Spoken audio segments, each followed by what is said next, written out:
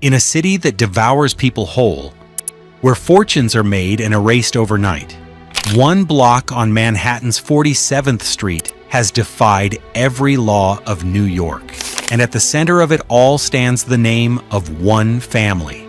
A family that was wiped out not once, not twice, but 3 separate times by wars, by crashes, by catastrophe, and rebuilt from nothing every single time. They didn't arrive as conquerors, they arrived as refugees, with nothing but the knowledge in their hands and a fire that couldn't be killed. What if I told you that the most powerful diamond dynasty in American history started with a 13-year-old boy in a Belgian factory, a borrowed $300, and a will so unbreakable it outlasted 2 world wars, the Great Depression, and a bankruptcy filing, before going on to become a billion-dollar empire that supplies the diamonds sitting in Tiffany windows and on the fingers of celebrities worldwide? This is the story of the Kaplan family, and it is absolutely unbelievable. Context and stakes. You know the Diamond District. You've seen it. That one electric block on 47th Street between 5th and 6th Avenue in Midtown Manhattan. The hustle and the glitter. The orthodox men in black coats doing handshake deals on the sidewalk. Briefcases handcuffed to their wrists. Over 2,600 businesses packed onto a single block. Over $400 million in diamonds, gold, and jewelry changing hands there every single day. New York State's #1 foreign export by value. That's not a shopping district. That's a financial empire hiding in plain sight. But what most people don't know, what the tour guides gloss over and the documentaries skip past, is that this entire world was built by Jewish refugees who arrived in this country with nothing, who were chased out of Russia, chased out of Belgium, chased out of the Netherlands, chased out of everywhere they tried to plant roots, and responded by building something so powerful that it still dominates the global diamond trade over a century later. And no single family embodies that story more completely than the Kaplans. This is not just a business story. This is a survival story, a generational story, a story about what happens when you take everything from a man who truly has nothing left to lose.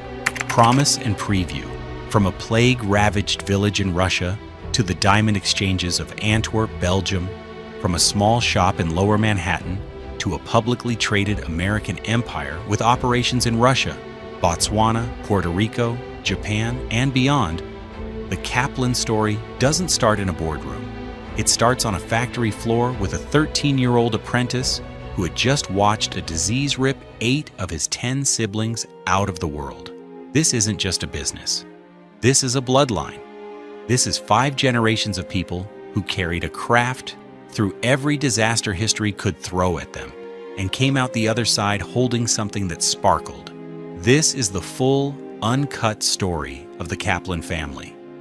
How they became the most famous Jewish diamond dynasty in New York history, and how they helped build the empire on 47th Street that the whole world knows today. Historical context, setting the stage. When you think about what built New York City, a few threads come to mind. The railroads, the skyscrapers, the immigrant waves from Ireland, Italy, China, Puerto Rico, the garment workers, the financiers, the hustlers on every corner. But there's another thread, one less visible but just as powerful, woven deep into the fabric of New York's economy: the Jewish diamond trade. The relationship between Jewish people and diamonds goes back centuries, and it wasn't born out of luxury. It was born out of survival. For hundreds of years across Europe, Jewish communities were legally banned from most professions. They couldn't own land. They couldn't join trade guilds. The church restricted what work they could do, but gem cutting and goldsmithing, those were permitted. And diamonds had one quality that made them perfect for a people who were constantly being expelled from one country and forced to start over in another. They were small. They were portable. You could pack your entire fortune into your pocket and walk across a border with it. By the 1400s, when Jewish communities were expelled from Spain and Portugal during the Inquisition, they carried their diamond expertise with them to the Netherlands and Belgium, transforming Antwerp into the diamond capital of the world.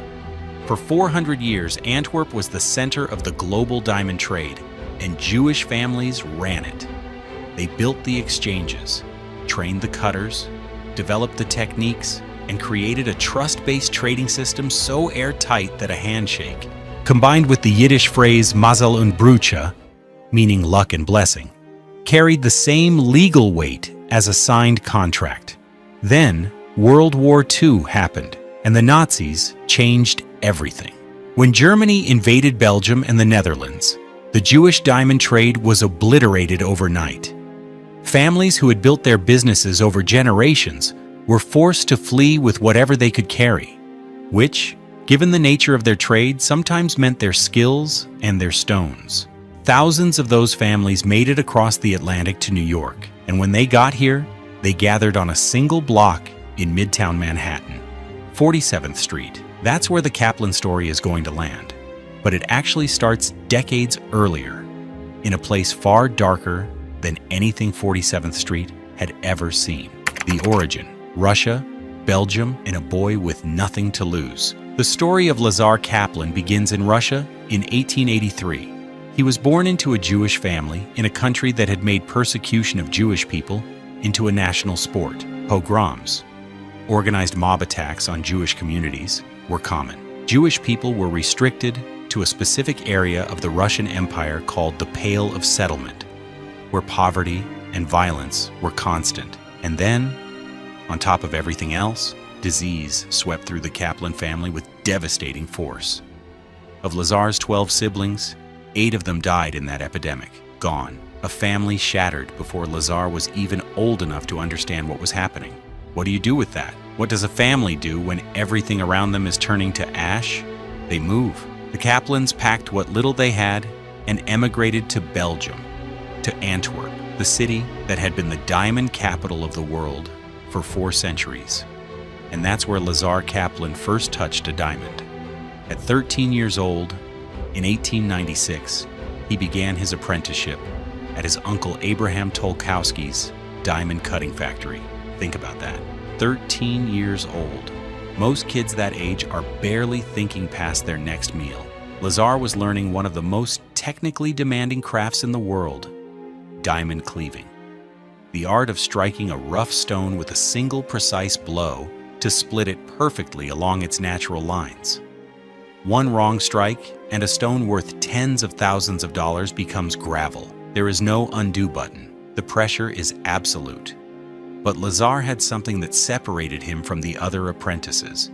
He developed a talent for working with the stones nobody else wanted, the flawed ones, the irregular ones, the stones with inclusions and cracks that other cutters would reject. Where other craftsmen saw garbage, Lazar saw geometry.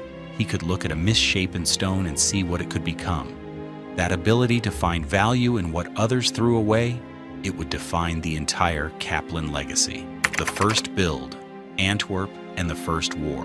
By 1903, 20-year-old Lazar felt ready. He started his own diamond cutting firm in Antwerp. Now, that was not easy. The diamond trade in Antwerp was controlled by established players who only sold rough stones to cutters with proven reputations. A young nobody with no track record had no chance of getting inventory, unless he was willing to take the stones nobody else wanted. So that's exactly what Lazar did. He took the rejected stones, the difficult ones, the ones that required skill and patience and creativity to bring out their value. And through that work, he built a reputation that couldn't be ignored. By the early 1910s, Lazar Kaplan's firm was one of the most prominent diamond cutting operations in all of Antwerp. He had a family, a wife, and a young son named Leo. He had a business. He had a life. He had finally built something real. Then in 1914, Germany invaded Belgium, and World War I wiped it all out. Lazar happened to be visiting his mother in New York when the German army marched into Belgium. He could not go back, could not access his assets, could not retrieve his equipment, his inventory, his business. Everything he had spent 11 years building, gone. Just like that. He was stranded in America with nothing but a small loan from a friend and the skill in his hands. Most people would have broken. Lazar started over. He set up a small diamond cutting shop in Lower Manhattan. Same approach: take the difficult stones, do the work nobody else wants to do, build a reputation one perfect cut at a time. And it worked. By 1917, he was running a successful cutting operation again. But then the United States entered World War I, and his skilled cutters, the trained craftsmen he needed to run the operation, enlisted to fight. The workforce evaporated overnight. So Lazar did something nobody expected. On the suggestion of a cousin, he moved his cutting operations to Puerto Rico. He set up a facility there and created an apprenticeship program for local workers.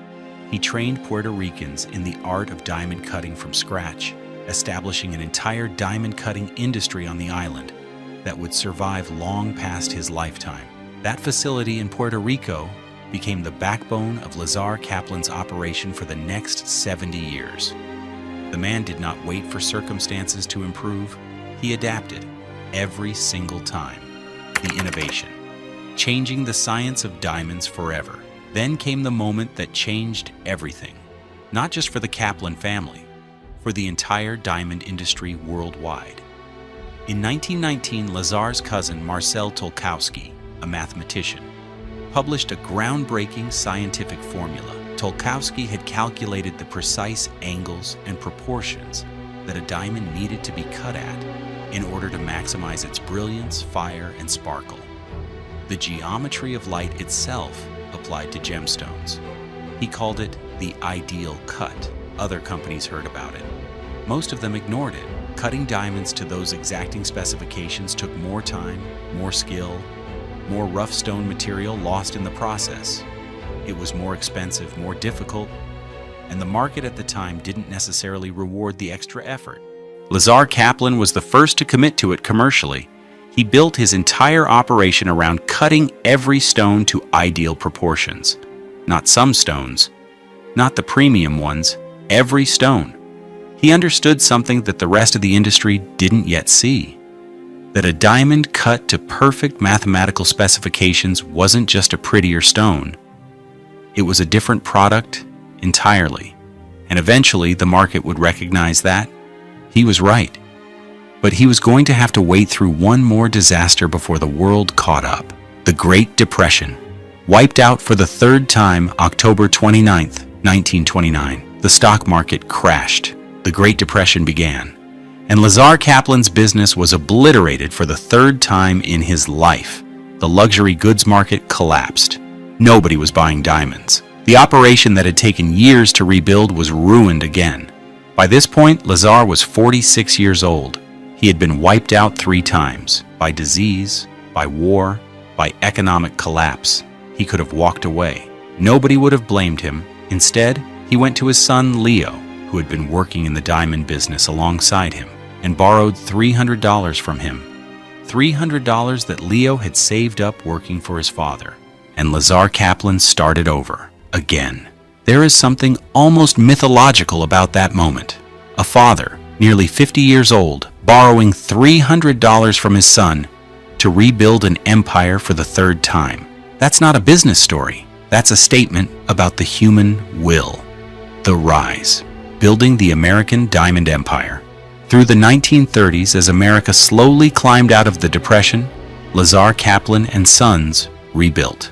And then came the moment that made the Kaplan name famous across the entire global diamond industry. In 1936, Harry Winston, the most powerful diamond dealer in America, commissioned Lazar Kaplan to cut the Jonker diamond.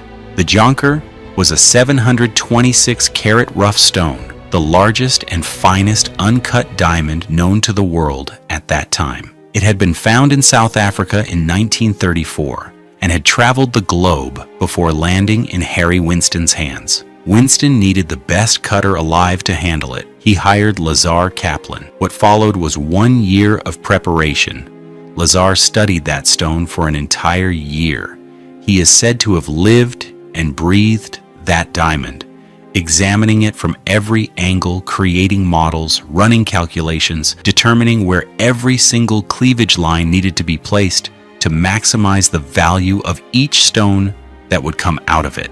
The stone was insured for $1 million, but that insurance did not cover the actual cleaving operation. One wrong strike and the most famous diamond in the world became worthless. The pressure was unlike anything any craftsman had ever faced. On the day of the cut, in front of witnesses, Lazar Kaplan placed his knife into the groove he had carved, raised his mallet, and brought it down. The Yonkers diamond split perfectly. Out of that single rough stone came 12 individually perfect diamonds. The largest of them alone sold for over $1 million. Lazar Kaplan became a legend overnight. The Kaplan name now carried weight that no amount of money could buy. The empire expands. The next generation takes over through the 1940s and 1950s, with Lazar's sons Leo and George now running day-to-day operations. Lazar Kaplan and Sons grew into an institution. In 1946, they became an official site holder of the Diamond Trading Company, essentially receiving direct access to diamonds from De Beers,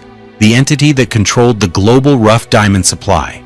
This was not something granted to just anyone. Site holder status meant you were one of the most trusted, most established players in the entire global diamond pipeline. In 1957, Lazar himself, now in his 70s, made his final major contribution to diamond cutting when he invented the modern oval cut, a method of finishing irregularly shaped stones that remains standard practice in the industry to this day. By the early 1960s, the company had outgrown its original structure. They needed capital to expand. In 1972, the Kaplan brothers took Lazar Kaplan and Sons public on the American Stock Exchange, raising cash to fund the next phase of growth. They renamed it Lazar Kaplan International. At their Puerto Rico facility alone, annual sales had reached $12 million. They were the largest diamond manufacturer in the United States, and they were just getting started. The pinnacle: patents, branding, and global dominance. In 1983, the Kaplan family made another move that would change the diamond industry forever. They developed and patented the laser inscription process, a way of microscopically inscribing a serial number and the Lazar logo directly onto the girdle of a diamond, invisible to the naked eye, but readable under magnification. This was revolutionary. For the first time, diamonds had something no other precious stone had ever had: a verifiable identity, authentication, proof of origin. Then, in 1985, they became the first company in history to launch a branded diamond, the Lazar diamond. With its laser inscription, its certification of ideal cut proportions, its verified quality, the Lazar diamond was positioned as a premium product in a market that had never had a true brand before. It was like putting a luxury label on a product category that had previously been anonymous. By this point, the company had operations in Puerto Rico, Russia, through a partnership with Alrosa, the Russian government-owned mining company, Botswana, Namibia, Japan, China, Thailand, and Belgium. Sales topped $266 million in 1996. Lazar Kaplan International had gone from that $300 loan to a $250 million global operation in less than 70 years. And through it all, the foundation was the same: the ideal cut, the craft that Lazar had committed to in 1919 when nobody else believed in it. The market had finally caught up. The legacy. What the Kaplan family left behind: Lazar Kaplan died on February 12, 1986. He was 102 years old. Let that number sit for a second. 102 years old, born in a dying Russian village in 1883, watched 8 of his brothers and sisters get taken by disease before he was a teenager, rebuilt his business 3 times from nothing, survived 2 world wars and the Great Depression, cut the most famous diamond in history, built the largest diamond manufacturing company in the United States, and lived to see his great-grandchildren carrying the name forward. In 1979, at age 96, Lazar Kaplan became the first inductee into the Retail Jewelers International Hall of Fame. He was also made honorary vice president of the Gemological Institute of America, the institution that sets the global standards for diamond grading that the entire industry uses to this day. But beyond the business, beyond the patents, the brands, the stock listings, and the billion-dollar deals, Lazar Kaplan left something else behind. In 1965, using an unexpected $60,000 insurance settlement, he established the Lazar and Charlotte Kaplan Foundation in Sullivan County, New York, where he had owned a family farm since the 1920s. That foundation exists to this day, providing scholarships and educational grants to students and youth programs in the local community. To date, it has awarded scholarships to over 1,500 students.